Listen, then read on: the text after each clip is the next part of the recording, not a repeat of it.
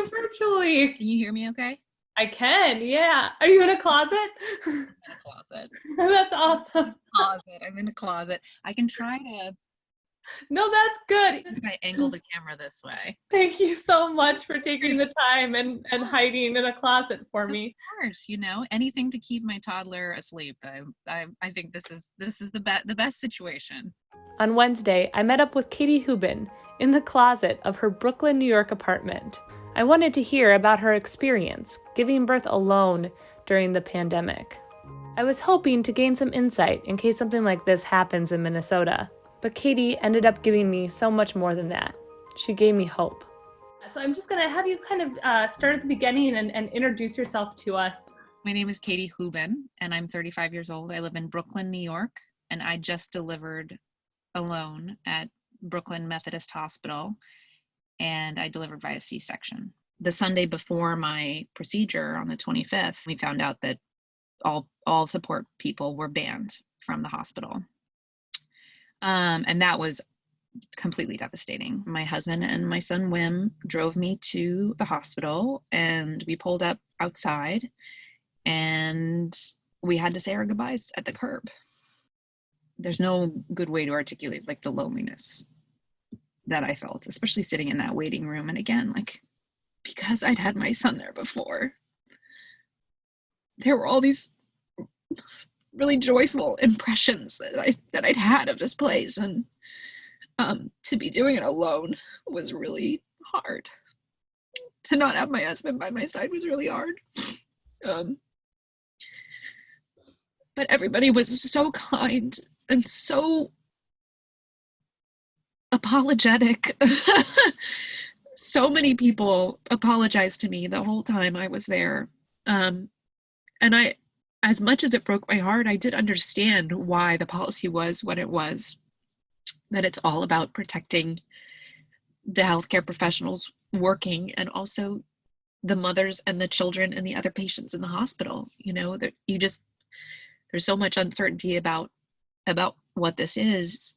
They have to be conservative. They have to be tough. And I think I'd been so afraid that I would be laboring alone or, going through this operation alone. And I really wasn't. I had a room full of people who wanted to protect me and wanted to deliver this baby successfully. And I found out that my husband could be there over the phone, which was like a game changer. I thought that we could take pictures. I didn't know that he'd be able to be there for the entire procedure on FaceTime. So even though he wasn't there, he was there. And that again had been like the thing that I was most worried about is that he wouldn't get to experience this.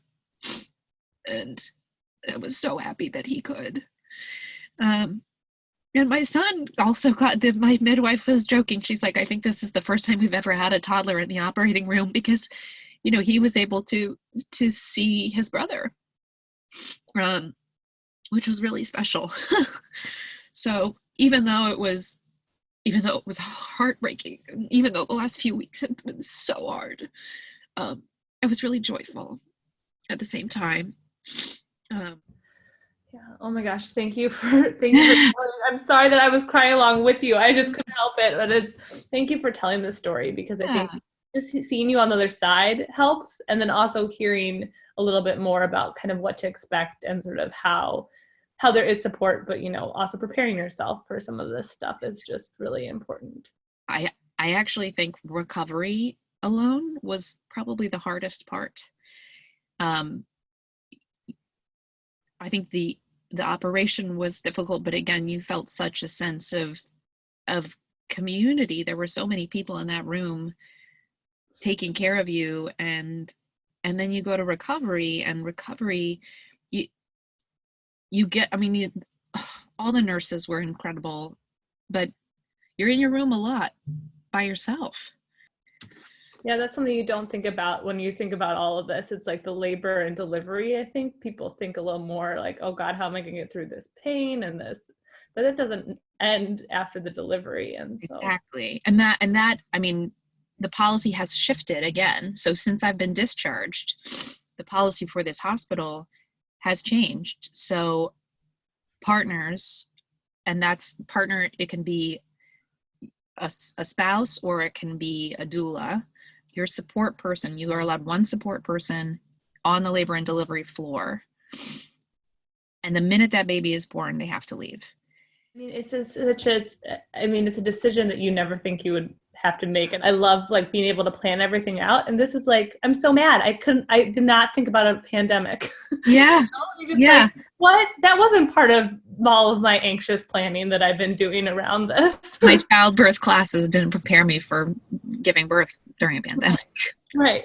Or raising an infant. So I was so happy to be home, but it doesn't stop. You know, the number of cases keeps rising.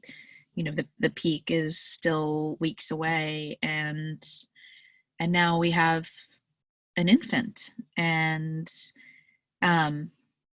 all you want to do is protect them. Is there anything with, now having this new baby and looking at it and looking at the craziness of the world and the craziness of your experience that you have to offer or think about, or what are you hoping for with your son? I will say, so as difficult as it is, we're bringing life into the world, and there's so much hope in that. And I think that's stuck with me. And every time I look at Marcus, I think, like, this will end, and you will be strong, and you will not remember this, and all I want for you is to be happy and healthy, and I have faith that will happen. I have faith that he and his brother will be okay, and that we will be okay as a family, that we're going to get through this together. He's given me a lot more hope than I had a few weeks ago.